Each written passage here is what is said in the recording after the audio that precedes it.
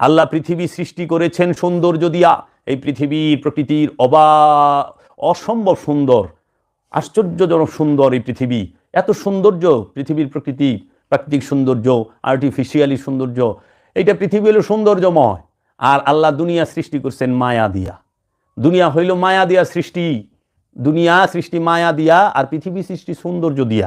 দুনিয়া আর পৃথিবী কখনো এক না। দয়াল বাবা জাহাঙ্গীর বুঝাইয়া দিছে আমাকে, আমার দয়াল বলিয়া দিছে, বাবা পৃথিবী আর দুনিয়া এক না। পৃথিবী হচ্ছে এই জমিন, আসমান, চাঁদ, সূরজ, এই সমস্ত কিছু, গাছপালা, তরুলতা, এগুলো পৃথিবীতে অবস্থান করে। এই জমিনকে পৃথিবী বলা হয়, আর দুনিয়া বলা হয় মনের সৃষ্ট কল্পনাকে। মনের মধ্যে যে কামনা, বাসনা, আশা, আকাঙ্ক্ষা আছে, এই মনের আশা, আকাঙ্ক্ষা, কামনা, বাসনাকেই বলা হয় দুনিয়া। তোমরা, আল্লাহ বলছে আর দুনিয়া তো সিজ্জিন, দুনিয়া হচ্ছে কারাগার।